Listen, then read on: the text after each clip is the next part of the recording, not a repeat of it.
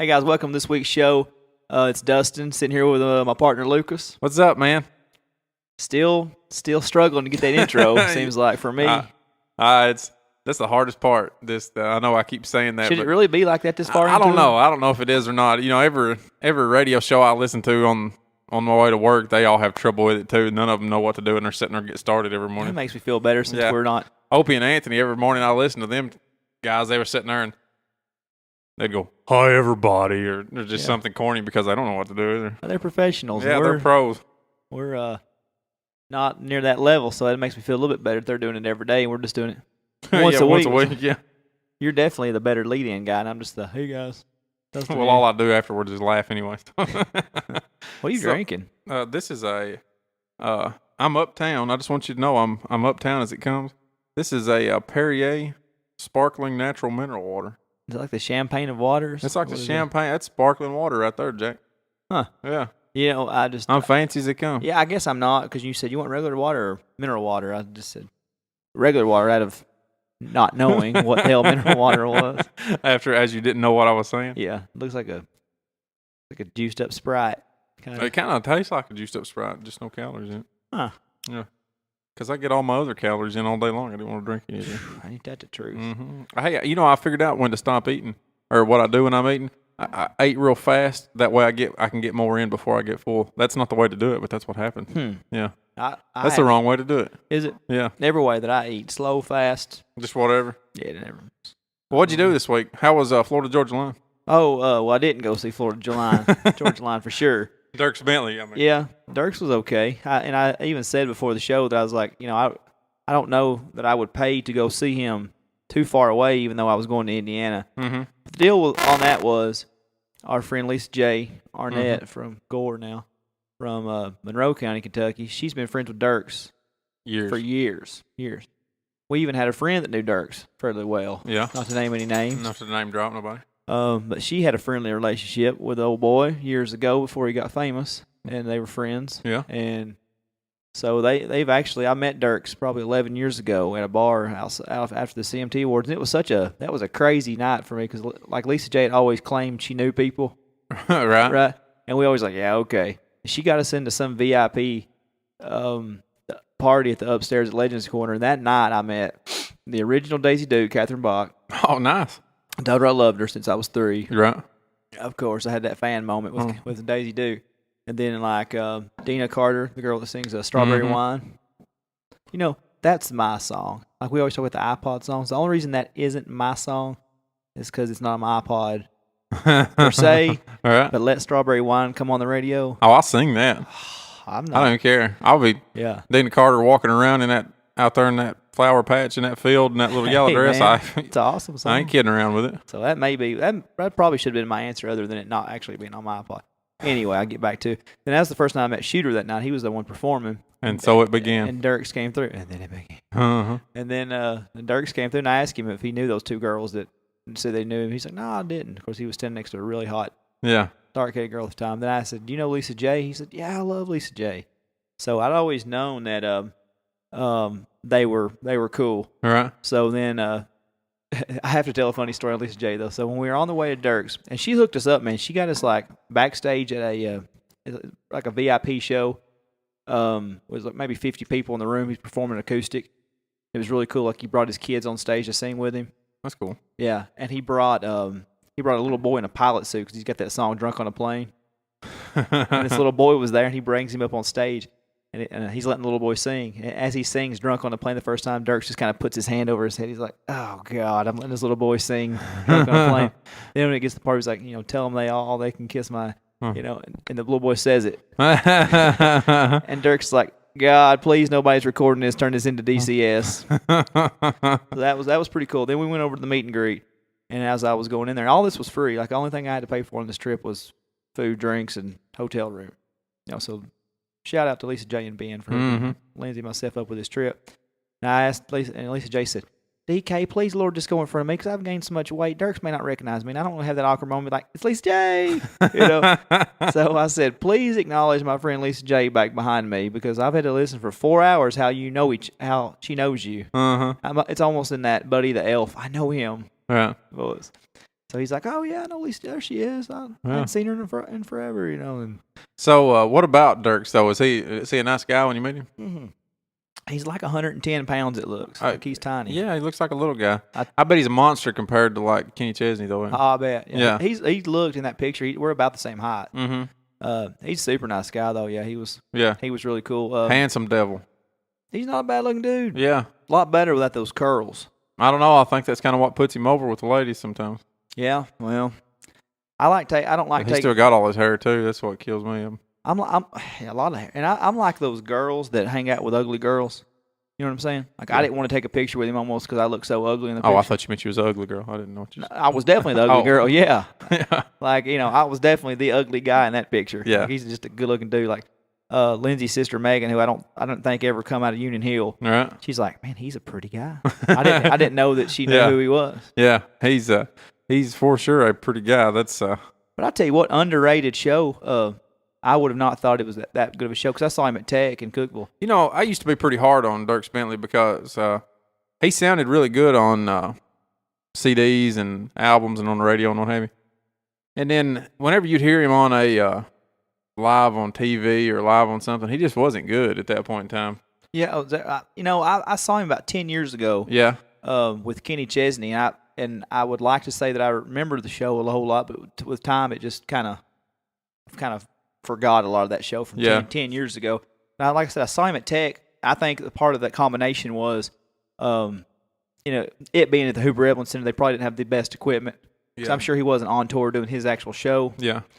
But and he didn't do anything crazy. I think Dierks is kind of on that borderline to me of guys that haven't necessarily sold out per se. Yeah.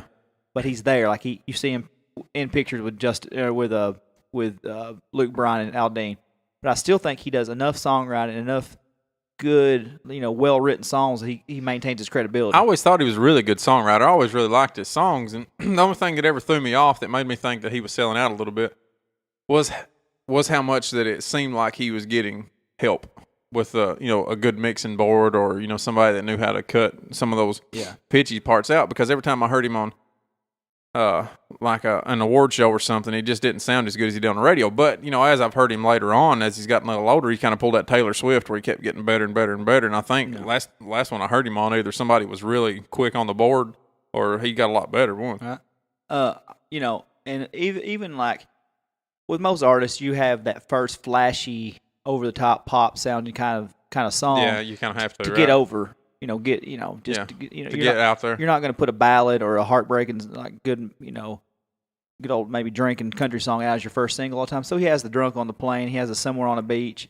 And are those my favorite? No, those aren't. But you dig deeper in his collection, or you hear him on stage, and man, he was really good. And of course, he done at the end. He had the plane come out, and the little boy who was dressed as a flight attendant or as a pilot. I'm sorry. They bring the little boy back on for the big stage and sit him in the plane while he's singing Drunk on a Plane. All right. Overall, good show. Randy Houser, who I don't own a single song of. I love that guy. Whistling Dixie. I love that. And Like a Cowboy. Yeah, I've got both of them songs, man. I love that. Hey, he was. Well, I love those two songs. I don't know anything else about him. Yeah, he was top-notch performer. Laid it all out there and just really. Yeah, he's really gave a great performance. He's another big songwriter. Good singer too. Every time I've heard him live. The Tucker, I can't remember the name of the Tucker. I can't remember his last name, but he's got that Rock On song on the radio right now. Oh, yeah. Sounded like I was going to help you out there, didn't he? But it went nowhere. Yeah, well, we missed him while we were in the meet and greet. We missed Cam, I'll get over that. I'm actually over it right now. Yeah, I was over it at that time. Right. So that was not a big deal. But hey, like I said, Randy Houser surprised me with his performance. That was a plus. And Dierks killed it with his performance. Good showman. Like at one time he went down. He said he went to the grass seats. He goes, and they had a stage. I didn't notice until he went out there. And he said, "This is for you guys. Like I sat here. This is my first concert was here." And he said, "Everybody looking at the stage right now while your hands are up," he said, "That's when 17-year-old me was stealing your beer." He said, "So I'm playing a couple songs to you guys," which is cool because the grass seats are way back in there. And he done several things. And when he got back on stage, they had a beer laying there for him, and he crawled like Army crawled to the beer after he'd give like 2 or 3 great performances. So he had a little bit of show behind him. Oh, that's cool. And And he even shotgunned a beer. He brought a fan. I guess some fan was talking some junk to him in the crowd. That he couldn't shotgun a beer. And so he gets him on the stage, and they shotgun a beer, and he's like, and he beats him. Yeah. Talks a little trash to him on the way out. So overall, it was a good show. That's cool. Hey, I heard I was just cruising iTunes this week, and I found an artist. Well, he's a country guy. His name's Upchurch. Have you heard of him? That name was brought up to me some point, but I don't know why. I don't know if I'm having deja vu. This is a local kid from Cheatham County. Well, I say local. He's from Cheatham County. It was you who told me this. That's why it sounds familiar. I don't know. I don't think so. The only person I think I told was my brother. No, when I talked to you the other day at work, you mentioned okay. I know I wrote that name down. Okay, go ahead. Okay, anyway, this kid from Cheatham County named Upchurch, he's just he got a monster following on Instagram. He's kind of he's probably 23-year-old. He's kind of a white rapper, but he's country. Love those. Yeah, but it's, what was those, what's that, Brantley Gilbert? Who's that guy that sings with Brantley Gilbert used to? Colt Ford. Yeah, Colt Ford. You know how Colt Ford actually tries to be some type of a rapper?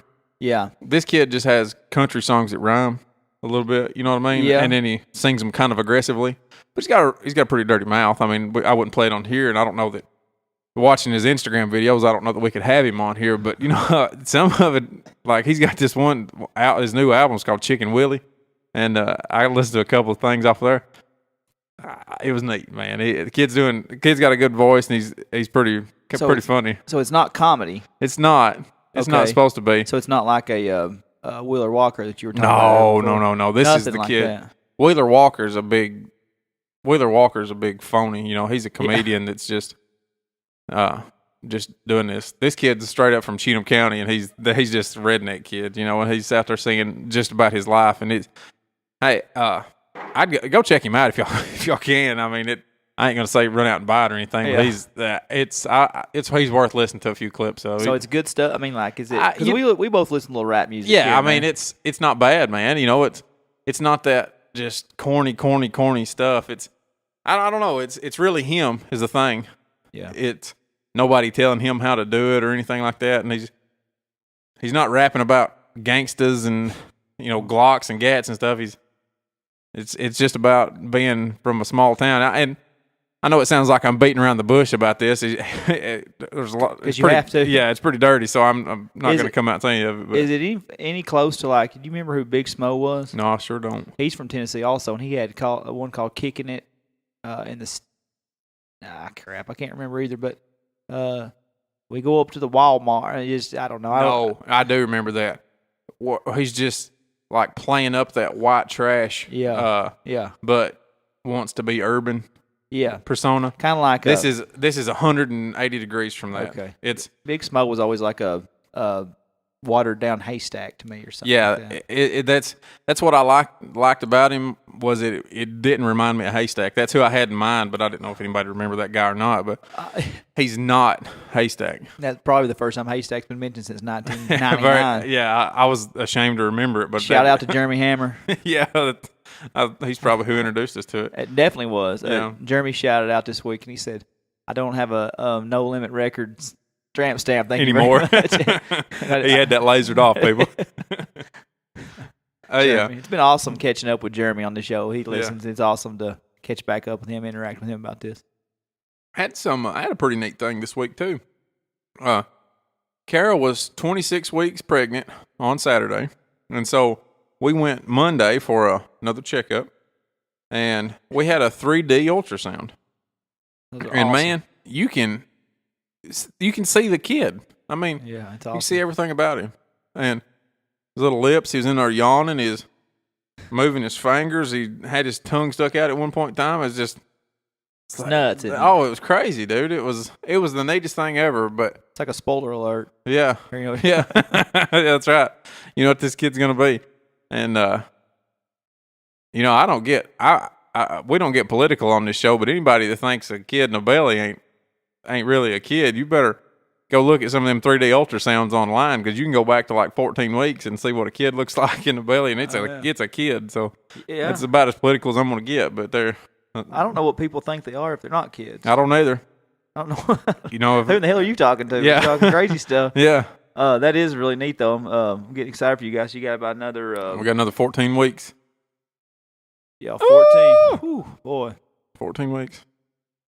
I'm excited. I'm getting real excited. Kara's excited. Mom's excited. I'd say we're gonna have to have a hiatus from this when it starts. I don't know. We'll have to see what. I'll probably have to take a hiatus from that so that we can. Yeah, we'll come do this and. Yeah, because I think Bayless was. Bayless was probably 3 weeks old when we first started this one. Yeah, he was literally days old when we approached about it. So, he wasn't very old. Carol probably wanting rid of me at some point in time in there, so she'll. Okay. I'll probably be in. I'm going to be one of those real bad husbands that's trying to do everything and getting it all wrong. I'm afraid, just trying to bring her something, spilling it on her, and just getting on her nerves the whole time. So I'm sure she'll want rid of me for a little while in there. Yeah, you'll get used to it. Oh yeah. Finally, it takes a little bit of adjustment for sure. Yeah. So that's neat, man. That's pretty cool. Yeah. To see. It's cool. Congratulations. Well, Lucas, I tell you, we got a guest about to join us here on the phone. Pretty excited about. I'm pretty excited about this guy. I've not traditionally known a lot about him, but I bought his album this week, and man, I've been listening to the crap out of this thing. Yeah, it's Justin Wells is the name. It's a name we've brought up several episodes. As I'm a really big fan of Justin and his music, and I followed him now for about 4 years. Accidentally ran up on him on a show in Nashville, and just become a big fan. And we've interacted several times, whether it be on social media or through text message or whatever, kind of supporting his career. And he just got into his first solo album. It's released this month, August 2nd or 7th. One. Yeah, I'm not exactly sure on the date, but I bought it on iTunes as and just been wearing it out, man. Just every day. It's a great CD. So let's go ahead and see if we can't get him on the phone then. Sounds good, man. Justin, what's going on, man? Dustin. Hey, man. How are you? I'm good. What about yourself? I'm pretty good, man. Got my partner over here, Lucas. Got my partner, Lucas, over here. How you doing, Justin? Hey, Lucas. What's happening, man? Just sitting around doing a little podcast, man. We're real excited to talk to you here. Hey, thanks for having me.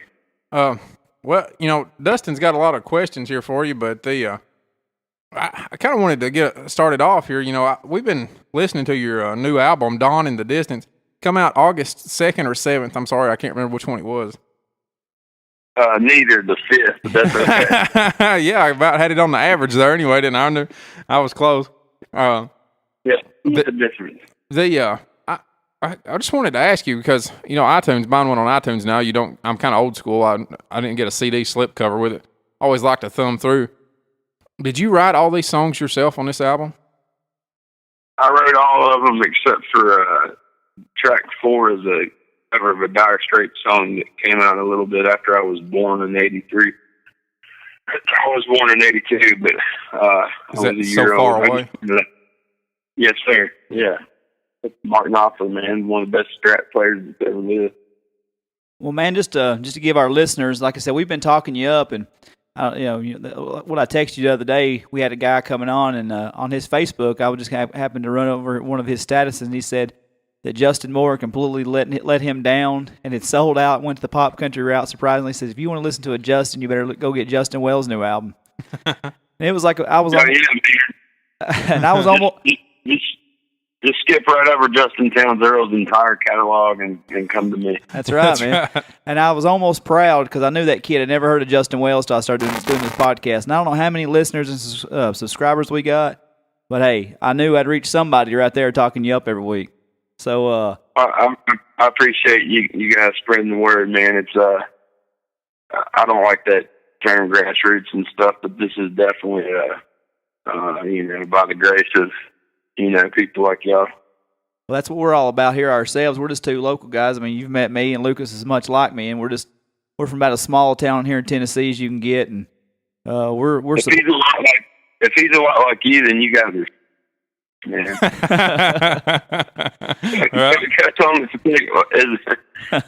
going to take it as a compliment, by God.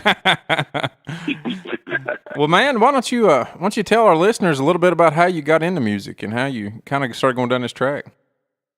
Man, I started playing guitar in junior high.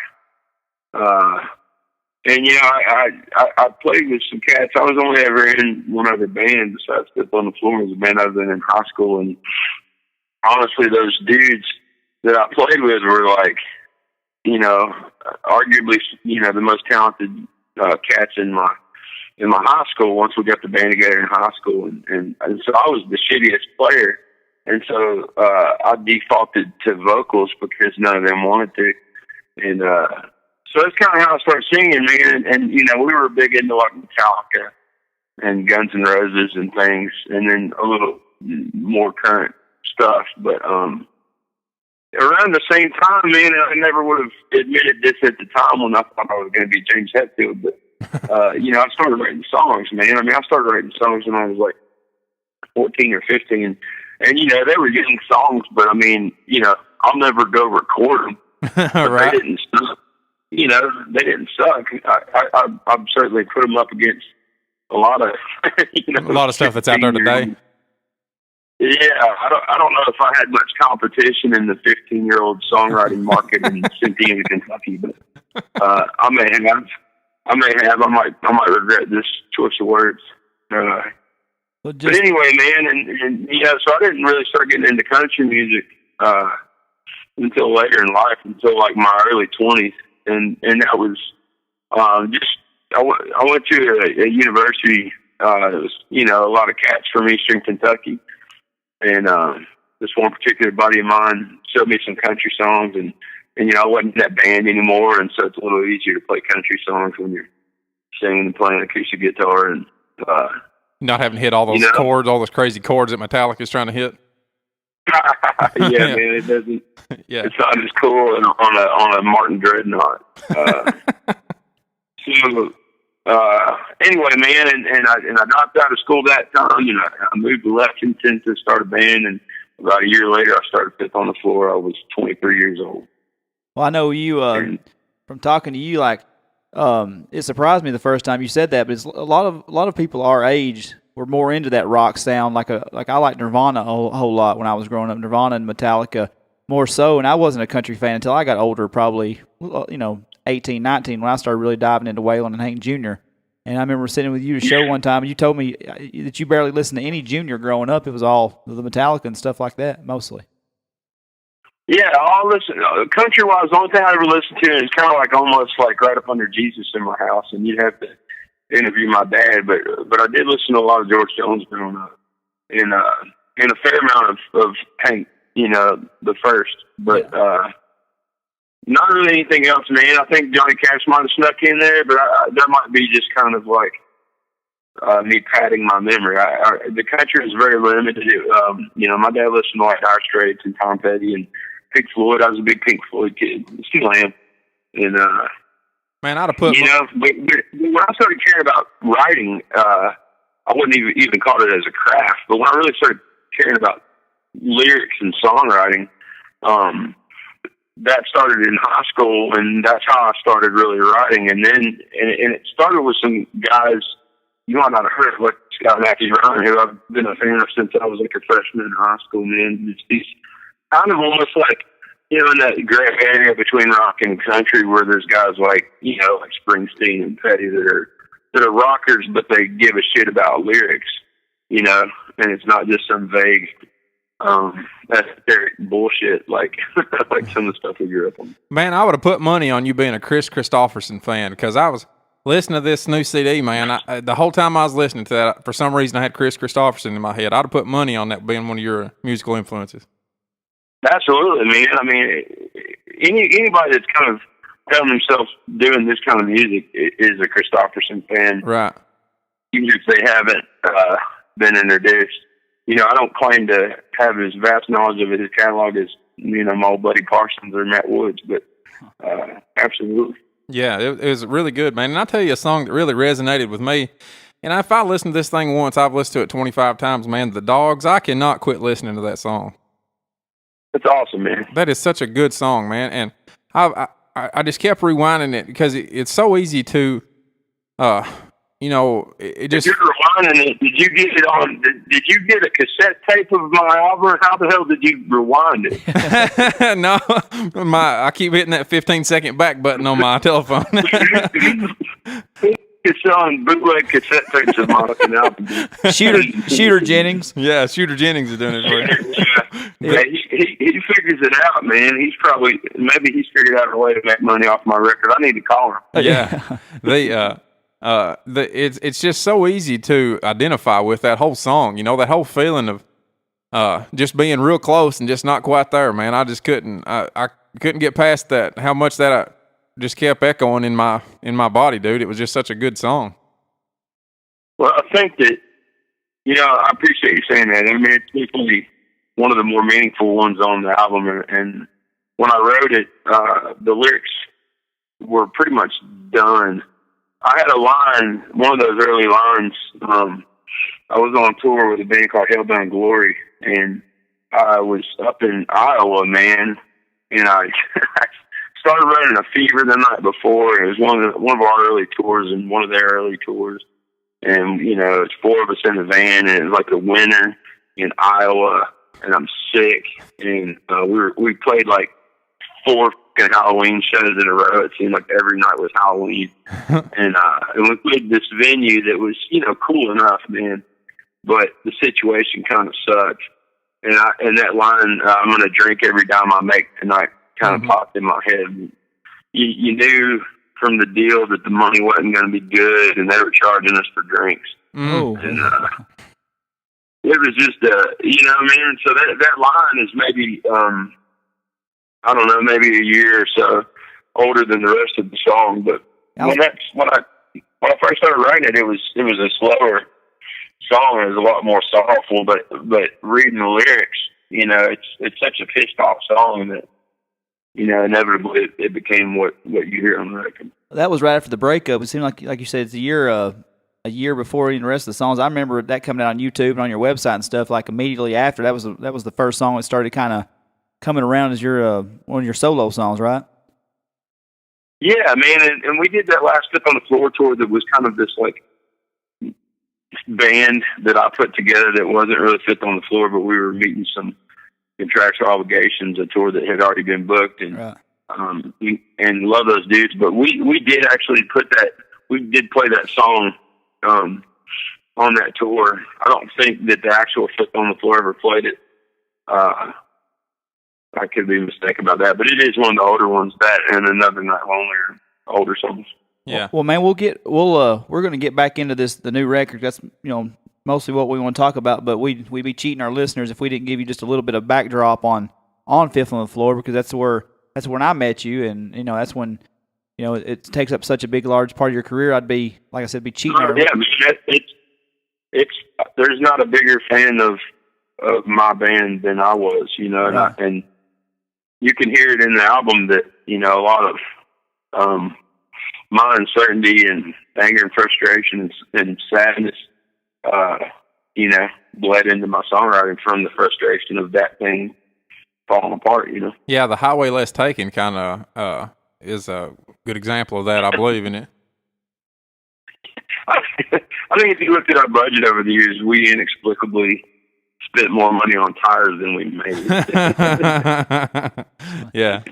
So what year did Fifth on the Floor start up? How long were you actually in that band? 2006. I was in it the whole time. I was the only one that was in it the whole time, and we lasted right around 9 years. That's awesome. You started out of Lexington, and I know you went through some changes in the band, but when I met you, it was 2012, I think. Seems right. Yeah. At a Cody Canada show. Yeah. The first Parsons was there too, right? Yeah, Parsons was there. What's funny was I had seen you at a show I'm going to talk to you about in a minute, and I'd vaguely remembered it because I just like every performer there that night, I was having a pretty good time, and so it was vague. But you're so damn big, and you got the big beard and everything, you got the hair. I was like, man, that dude's got to be. I think that's Justin Wells, because I really studied up on that show. We're talking about the Greenhouse Bar. That's what I'm talking about. Yeah. And that was going back, if I could go back, and I told you this on Twitter the other night, if I could go back to one particular night to one show, man, it's got to be that one because I didn't know. I guess I took it for granted how awesome of a lineup that was that night, man. Shooter, Jamie, yourself, Whitey, Sturgill, and Hellbound Glory, right? Yeah. Holy hell. And Leroy was with Shooter that night too, man. Yeah. And I don't think that had happened in a couple years prior to that night, so that was kind of cool. Yeah, you're right. It must have been spur of the moment because Leroy used my guitar. He didn't even have a guitar, I think. So I remember that, and I remember Shooter getting there like, and we were thinking like some people maybe Willie, because it was a Waylon tribute, and Willie Nelson was in town, and like Hank Jr. was in town, so we're thinking, no way, are they coming over here for a Waylon tribute? And kind of after the field, and I was like, man, who the hell is Justin Wells? And who's Fifth on the Floor? And who the hell is Whitey Morgan? You know? But then after everyone you sung, I had played, except for Jamie, I knew every single one of those dudes, and had played shows with all of them. I don't really remember how that show came about, man. That was a rougher time in my life, I suppose. But I know that day we were at Jamie's studio. His Shooter was working on a Hellbound record that he was producing. Yeah. So he'd already produced ours, and he was working on a Hellbound record down there. And I don't think that record ever came out, but we were down there for that show. I don't know. I feel like that was a pretty last minute thing all around, but it was that was a pretty cool lineup. I don't think anybody could afford that now. I don't think you could top that. I mean, from where all you guys have come. I mean, you're doing your solo thing, and I don't keep up with Hellbound Glory as much. Whitey Morgan's doing his thing pretty successfully, and I mean, goes to say without Sturgill, what he's doing. I think everybody on that lineup is making a lot more money than I am.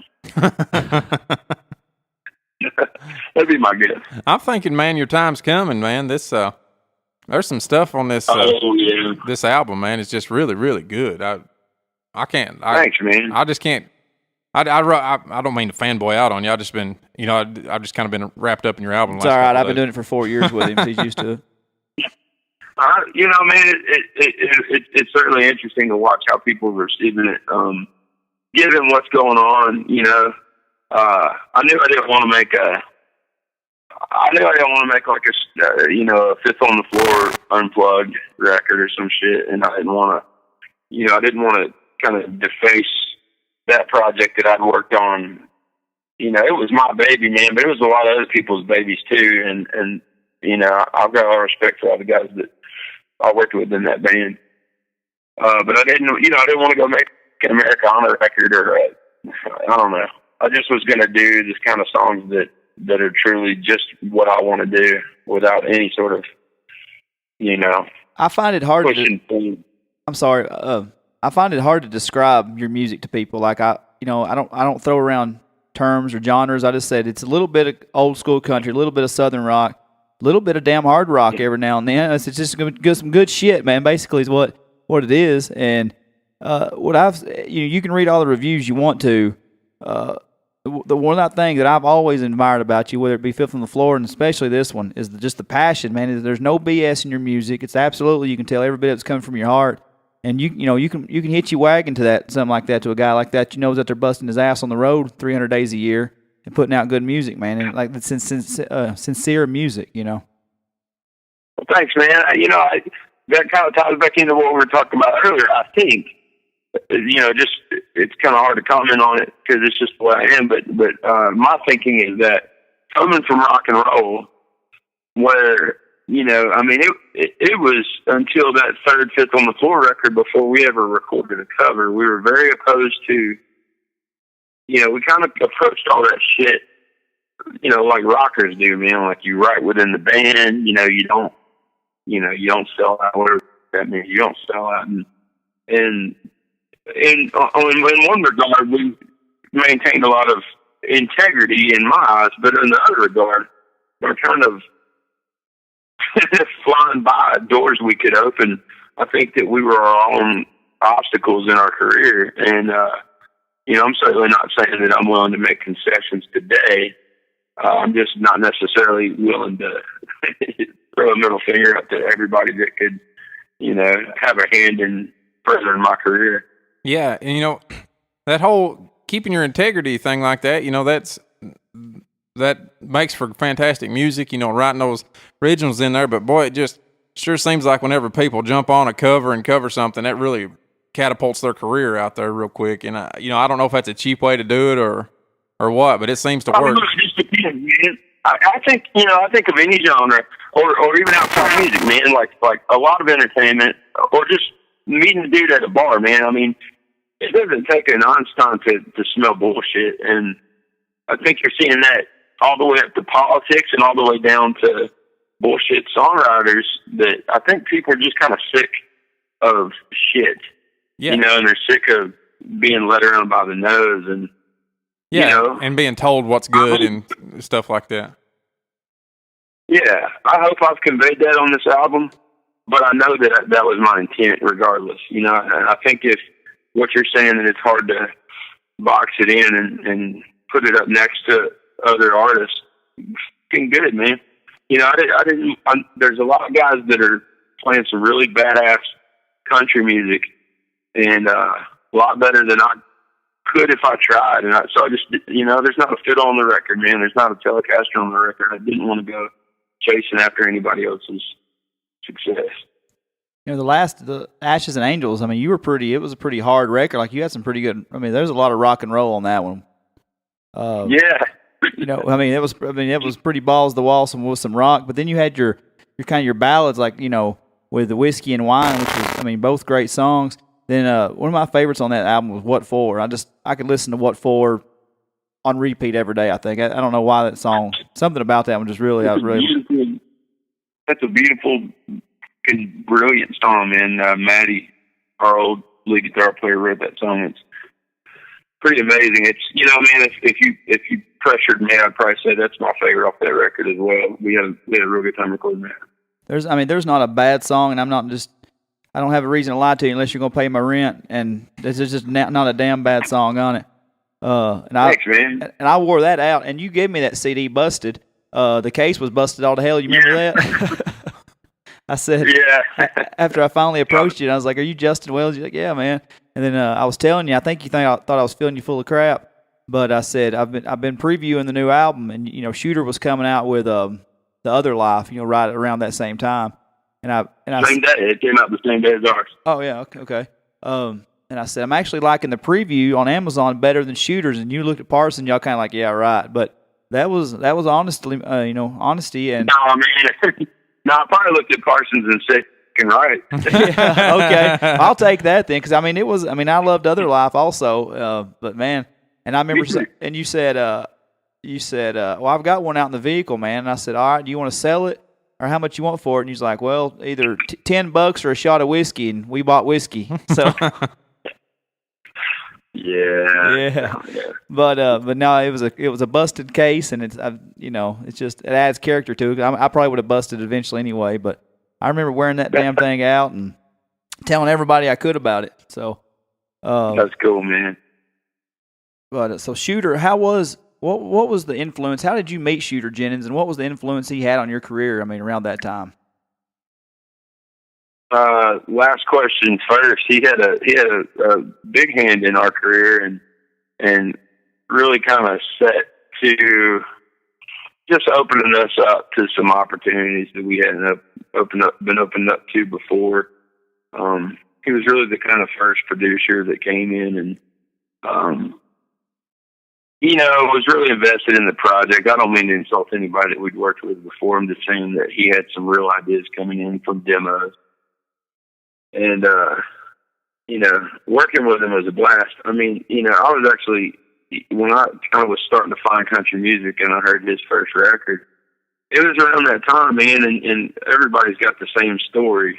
But for me, I kind of like Shooter more than I think some of the more like Hank Threeland people did, because that shit was like vibing, man. Like, it wasn't trying to, I come from punk, I can't relate to a lot of the darker shit, my dad didn't kick my ass and I didn't have a bad drug habit when I was a teenager and shit. So anyway, man, I just feel, I don't know, man. I was maybe a little bit more to a Shooter thing. So I was a fan years prior, and then he found us on, I don't know, this story's been tossed around a few times, but as I understand it from his mouth, he found us just looking off online.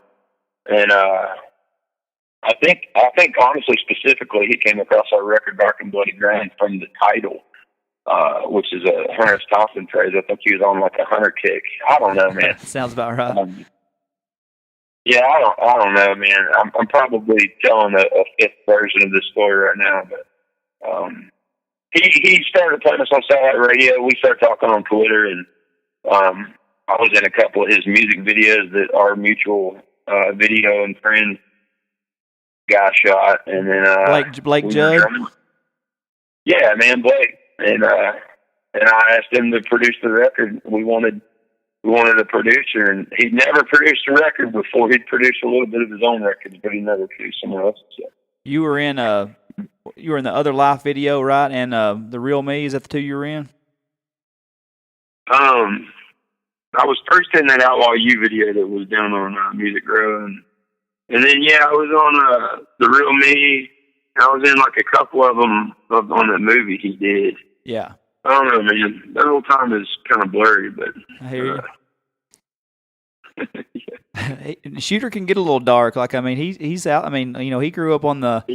You remember, like, when we were sitting together at that show in at CMA Fest when he's playing. You've got all the 70-year-old, the blue hairs out there, and you got the 5-year-old kids running around, and he's playing. Nirvana's Something in the Way, and we're looking at each other like, man, he's really about to play this CMA Fest. Then I think it's pretty awesome that he commits to his art, and I think he does so more now than ever before in his career. And I think that without insulting anything he's ever done, I think he truly shines when he does not give a about what fans project onto him, or what some bullshit like shadow he's supposed to be falling in from his parents. I think his really rad shit is when he just does whatever the hell he wants to. Yeah, and I can respect that. And I told him last year, I said, "You've done your first 3 albums, and I love the Country's album." I said, "Black Ribbons." He goes, and he started looking at me, and I said, "It took me a long time." And I said, not a long time, but Black Ribbons had to grow on me. And now looking back at it, I can. There's like 4 or 5 songs that I absolutely love on that album. And then he said, "Oh man, that record's one of my favorites. That's definitely my favorite of his, and one of my favorites. I think history will be kind of kind to that record." I think so as well. And then when he started, I said, it was just a little darker than what we had expected from you as fans. He started laughing. He goes, "You think that's dark?" He said, "I got Manson on my next shit," which was the Giorgio album. So So he's definitely the reason I found you guys, and so I'll always appreciate that show that night at. Because I've went on to be a big Sturgill fan, and I gotta tell you, man, you boys from Kentucky, whether it's you or Sturgill or Stapleton, Sunday's Best. Another guy we had on a few weeks ago, Josh Morningstar, was really hyping you guys. You guys from Kentucky are really showing out right now. Yeah, it's cool, man. Those guys are all have Eastern Kentucky roots, and that's a certainly beautiful part of the country. I can really claim that, but I just think that, again, with the Kentucky thing, man, and maybe it comes from bluegrass or whatever, but certainly I always got the impression playing music in this state that, again, authenticity, man, not bullshit. There's certain elements of that little ass-kissing country shit, but it doesn't get a big light shown on it, They got to go down to Nashville if they want anybody to look at them, but they won't pay attention to them up here. So real music and damn good-looking women. That's 2 things Kentucky are known for. I've never seen an ugly woman in Kentucky, I don't think. Blonde-haired, blue-eyed women in Kentucky. They're always pretty. Come on up here, man. We'll go find some. Our wives would love that, wouldn't they? Yeah. Oh, I didn't say we was going. No, God, no. Just kidding. I'm just kidding. They might not be as hard to find as you want. They probably wandered in from Tennessee, though. I'm going to have to come up to Lexington. My oldest niece is at Lexington, the UK right now. So, That's cool. they tried to say to keep her in Murray, Kentucky, where they're from, but she had to go to the Lexington, so she's a little sorority girl up there. So she's living the life up there. But that's my alma mater, man. Hell yeah, man. So hey, what about your boy Morningstar? Like we said, we had him on a few weeks ago, man. I just love his genuineness also, and just his real story. You know, he had his issues, and he's coming out. You know, he's on the road with Shooter, and he's been with David Allan Coe, and he couldn't have spoke any highlier of you than if he'd have tried, I don't think. He's a sweetheart, man. He's always been a kind dude, and really earnest, you know. And I think he's got this, like, I rib him about it all the time. He's got this anger inside of him that it'll peek out every once in a while, be it on stage or on social media. And with, you know, Josh is kind of a quieter man than I might be. And so, anyway, it's a little bit surprising when it comes out. Yeah, don't sleep on old Morningstar, man. Yeah. He was really cool to us, but he was on a... Yeah, he was actually in the middle of a show. I think he's on intermission, and you talking about how nice he was. He even said, "Excuse me," and then stepped away from the telephone for just a second, and he had to help somebody find somebody. You know, find their child during the middle of the thing. He was just super nice to him, super cordial to him in the middle of the thing, and he come back and said, "Sorry, guys, I was trying to help somebody find a missing kid." He said, I saw that kid over the basketball court a minute ago. That dude doesn't never sleep, man. That dude never sleeps. I don't see how he does it. If y'all had tried to get a hold of me between sets of the show, I told you to kiss my ass. Yeah. Yeah. Yeah, it was awesome him to do it. I couldn't believe it. So so getting back to the record, man, now that we can what's the one song, if you wanted somebody just to sit down and listen to this record, the one song that you would strongly suggest, if you just could pick one, what would be the one to lead us to? That's tough, man. There's a few for a few different reasons. I don't know that I can answer that so much because I've put so much into this record. I'd hate to exclude any of it, but I will say that I think my favorite song on the record is "Three Quarters Gone." Oh, I love that song too. About a million different reasons. Yeah, man, it was really, it started as kind of like an ode to my father, but really it's just an ode to my family, man. I come from a cool family that started pretty lower class, and I think they've ended up pretty lower middle class, but just hardworking, like good American, married young, the whole white picket fence shit. And I don't really know how I came out of that, but I've got a lot of respect for my mom and my dad and my siblings. They're kind of a lot more normal, and they got the 401k and they worked hard for it, but also, some frustration from that, that they have worked hard, and yet when the economy went in the shitter, this 401k that was supposed to be golden and was promised all these workers is demolished, Yeah. It pisses me off to see the good guys get kicked in the nuts, man. I mean, us musicians aren't really the good guys a lot of the time, but yeah, that was another really easy one to identify with, that as you're seeing it just come through so soulful. The whole time listening to it, I just had my brother in my mind and then my grandfather in my mind too. And, it was just another song that I've got 3 of them on that I had wrote down here that I've been kind of had on repeat loop was, The Dogs, The Highway Less Taken, and 3 Quarters Gone, man. I've just been listening to the crap out of those 3 songs. Thanks, man. It's just, yeah, those are good ones. There's a lot of anger that's not hidden on the record. Yeah.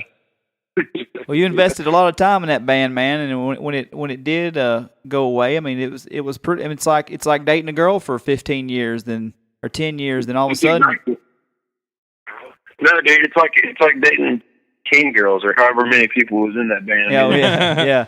Well, it's just real shit. It's just real stuff, man. It's like, I've said so many times on this show about the music that we kind of, talk about that we don't like, and you've talked about it. There's no sense in name calling any pop country music, but it's just like, we're from redneck USA down here, and growing up in high school and outside of high school, what'd you do? You got a hot girl and you went, you hope she had those little tan legs and the short shorts, and on a back road. You know, I get that lifestyle, but do you have to write a damn album that's 12 out of 12 songs about that? It's nice every now and then to pick up an album like Dawn in the Distance and have some real stuff on it, man. Some real emotion. Yeah, you make some people uncomfortable, and I kind of understand that, man. Especially these songs, like I just committed to, and my producer really pushed me to putting it out there. You know, to really, I mean, especially that last song, "Little Darling." Like I didn't want that released. That was for me and my wife. That's my favorite one. And there was a lot of push from a lot of people that I'm grateful to just not hide stuff, man, you know, and sit on the floor. I could hide behind big guitars and, you know, other people's songs that I didn't necessarily connect with, et cetera, et cetera. And, you know, like I said, man, I wasn't going to chase any path. You know, you talk about all these cats that are friends of mine that have had a lot of success coming from Kentucky. And, you know, something that I think is cool that I have a lot of respect for, especially the kind of big acts from Kentucky that are doing well right now, is none of them have the same path, man. It's all different. It's all a different path, and I don't know how my career is going to do or how this record's going to do, but it's a totally different path. You know, I'm not trying to make Traveler. I'm not trying to make Meta Modern. You know, those records have already been made. The reason those guys are so badass is they're, you know, Stu didn't go make Meta Modern again. Right. You know, Stapleton is not going to go make Traveler again, I wouldn't presume.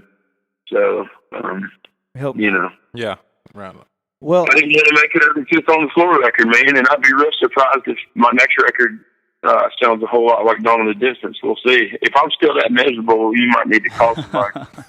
Well, if you are, come on. You can come down here and sit with us, and we'll talk you through it, man. When I texted you the other day, Little Darlings, that is awesome. Because I remember how much you lit up when I was in Nashville with you that night. When you talked about, you know, it was like, hey man, you guys got wives, you got kids, and you talked about your twins, and you could just see the joy in your face when you're talking about your little girls. And the song automatically took me to, like, you know, I'm a huge Cody Canada fan, and he writes a song on one of his records called 250,000 Things to Do. Yeah. And it's talking about, you know, it's for his boys, how he's always on the road and he's got so much shit to do, but when he gets home, it's just those guys. And, you know, that song reminded me of that a little bit. Cody's a good daddy, dude. He's a sweet dude. I don't know him real well, but I've spent a handful of good times with him. He's going to be in Bowling Green next month. He's going to be in Lexington, actually. He's going to be in Bowling Green, too, also. He commits to doing 3 weeks, man. He's never gone from home for 3 weeks. And, you know, that's the big juggle when you love the road, is you're always, no matter what situation you're in, you're missing something. And, but the road is going to be there, man. Like, you know, our kids need me here, and I don't have an excuse. I had a good dad, so I don't have an excuse. Right. You know? Well, he went through a similar thing, you know, when Ragweed broke up, and he was kind of scattered around to where, you know, what he was going to do. And I don't know that The Departed is ever going to have the success that Ragweed's had over the years, but it's a damn good band. And I remember you saying that actually you liked Departed better than you did Ragweed, right? I do, man. And, you know, my Red Dirt buddies kind of roll their eyes, but, you know, a lot of the Red Dirt I don't really give a shit about. I don't even know what that means. And those don't even sound like each other. It's kind of like the Seattle thing. Yeah.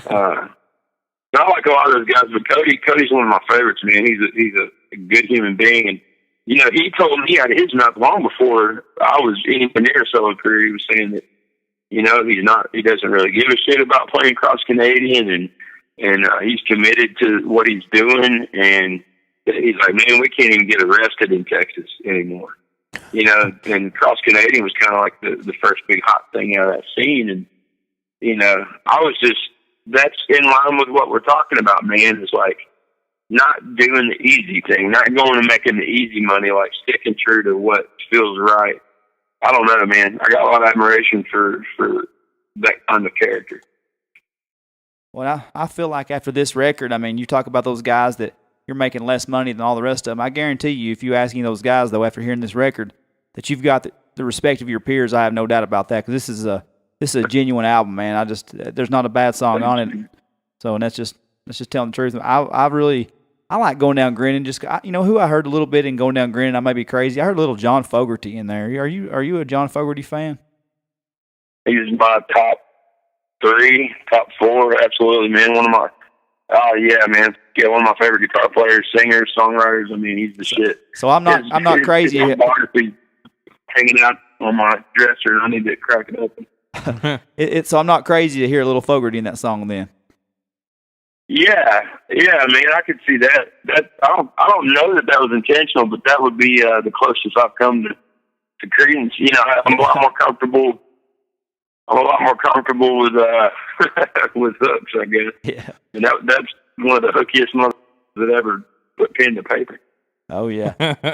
So that was one of my favorites. Then the Dogs, obviously, like I said, I've been listening to that for a long time. So Far Away, I love at the end how you made that your own at the end, kind of like with the tip, you know, kind of the Justin Wells growl at the end, you know, just kind of you scream through the end of that you really made that one your own. I feel with that, and I don't know, man. I just shit. It's just good stuff, man. I'm so glad, you know, we waited so long. You know, the Facebook thing that you put together and. You know, I think I text you every 2 months. Hey, man, what's the update on the record? I know I was bugging the hell out of you. Well, we had to make sure we had it right. And, you know, I've said this a couple of times, so I'm probably retreading a trodden path. But you know, the ironic nature of the situation is not lost on me that I'm being credited with a solo album, and yet so many, I mean, literally hundreds of people have had a hand in it. And I mean, it's cliche to I would have made this record, but it would have taken a lot longer if it wasn't for a lot of people getting in on the early days and helping me make it. So I'm really grateful. Awesome. We've sure plugged it. You can get it on. Where all is it available right now? I know it's on iTunes, obviously, but iTunes and Amazon and Spotify. We've got a video up for Going Down Grinning. We've got a video coming out soon for another song that I'll talk about soon enough. And okay, you can buy it from me at justinwellsmusic.com. Just get it, man. I don't, pay me for it, I hope, but I don't really give a shit, man. Yeah. Well, I bought this one. I didn't have the option of buying you a shot of whiskey this time, so I bought this album, and I love the hell out of it. I'll tell you one show I do want to see. I'm 0-2 because you invited me to Lexington once to see it, and then you invited me to the album release party. But I got to catch a Justin Wells Chris Knight show because there's nobody. You talking about real music? That damn Chris Knight is about as real as it gets. There's only been about 30 of them. Look, man, I swear to God, man, I feel like I played with Chris as much as I played with Fifth on the Floor. I've been a lot of shows with Chris.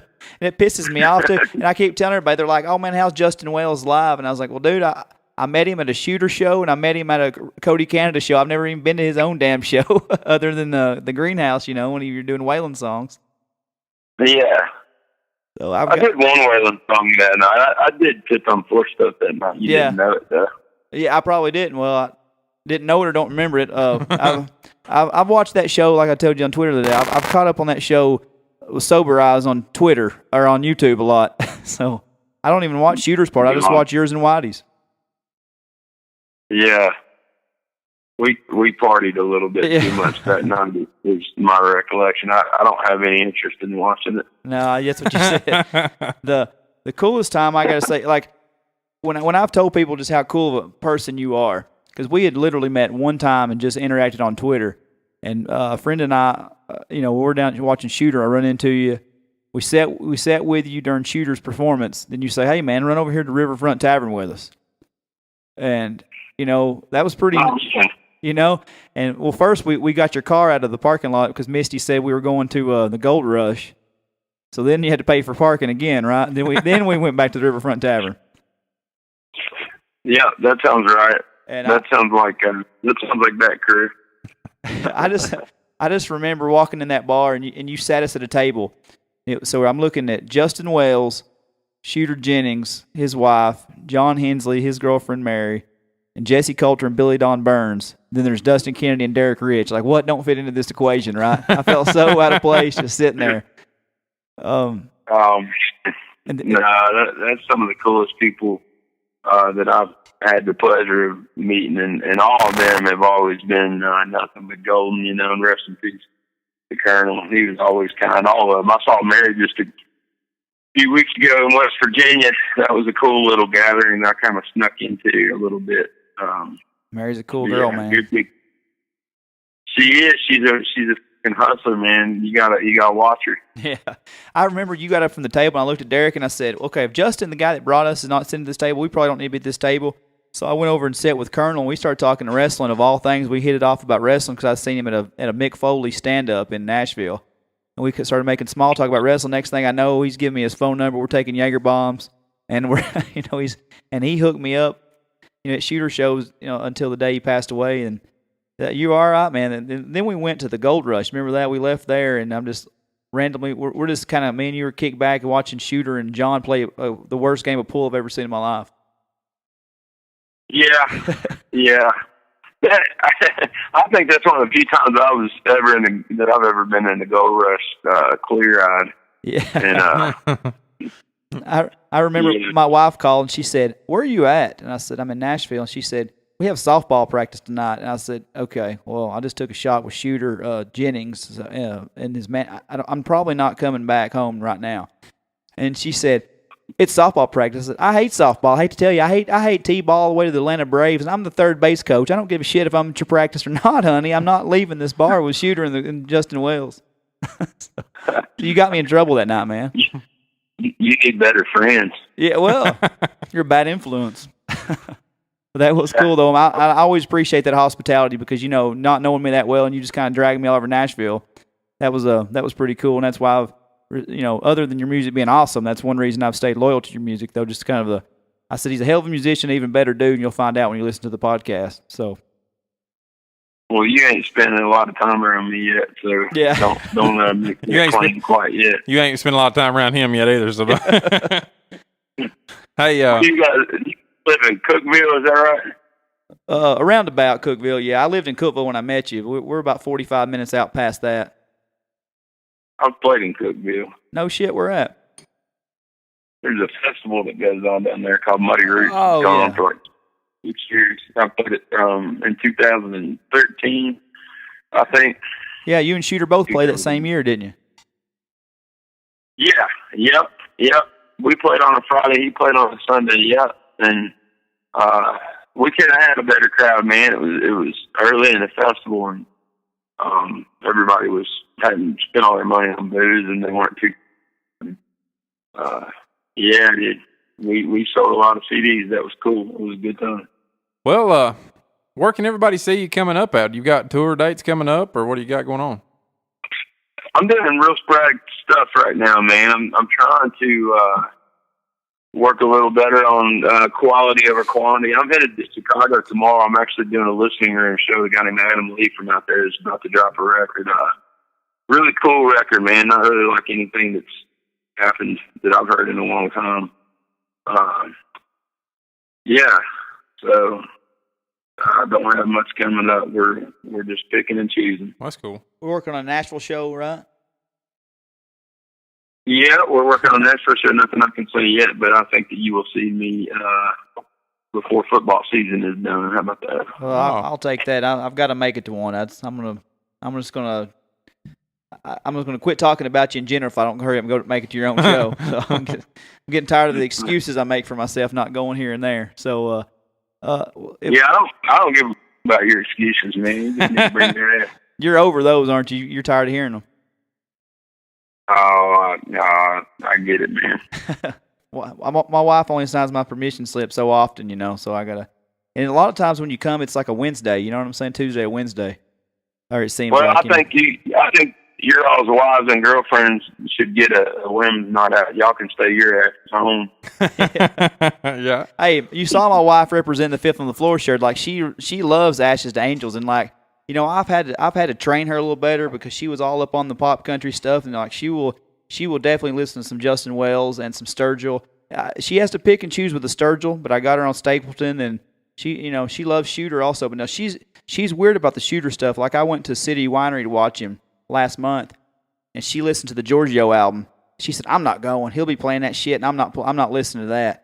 And so we got to City Winery, and like it was probably 500 couple or 500 people, 250 couples, and me and my friend that was with me that night that I met you. So I kept telling everybody, "Hey, man, this is just my buddy. My wife ditched me." So, but no, she's looking forward to your show too, because I told her, I said, that was my shirt before my fat ass gained 30 pounds, so you take care of that shirt.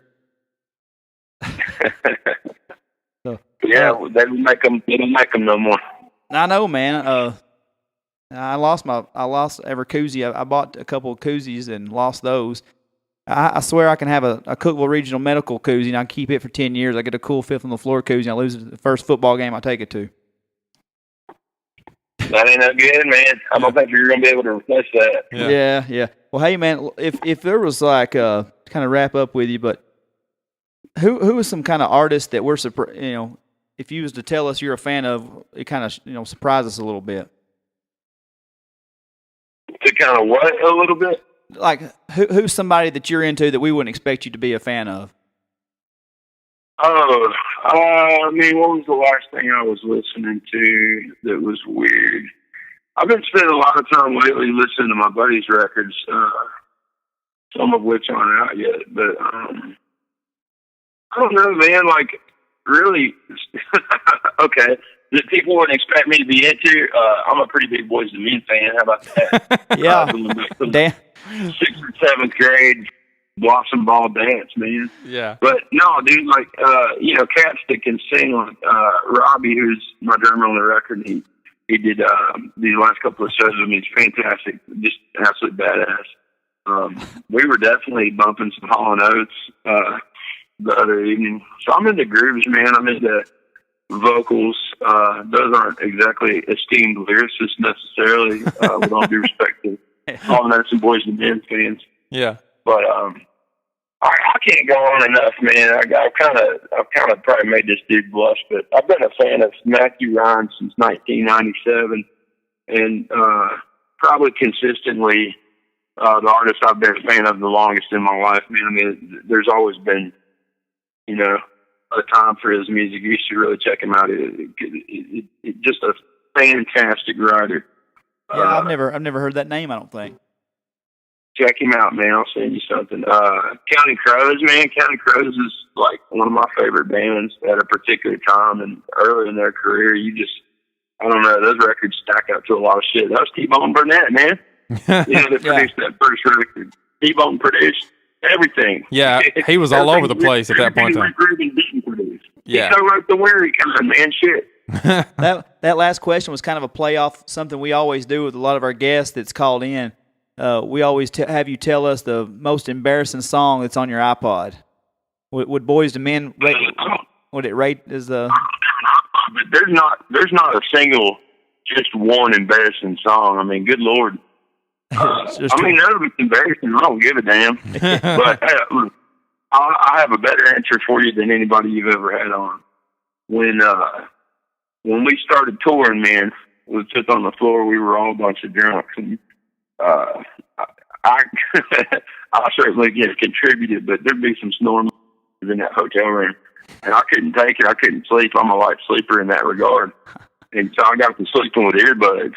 And so I've got this peculiar thing of, if I'm going to sleep, I need to listen to like some straight up like the shit that my mom listened to on Family Driven in the Night, like 70s, early 80s soft rock. So there's definitely like some Ambrosia or like, you guys, I would have to look up those bands, but Chicago shit that is not going to really excite me in the least and can let me peacefully sleep with a bunch of snoring drunks. Did you ever do any of those in those talent shows in high school? What's that? Did you ever perform in Chicago while you were on the talent shows in high school? Now, let me tell you guys what I performed in high school, and I lost. Junior year, we played You Got Time for a Single Song, and we played Turn the Page, and we did not play the Seeger original. We definitely played the Metallica version in all our youthful glory. And we lost. Yeah, I get. But we kicked ass. Yeah. What'd you lose to?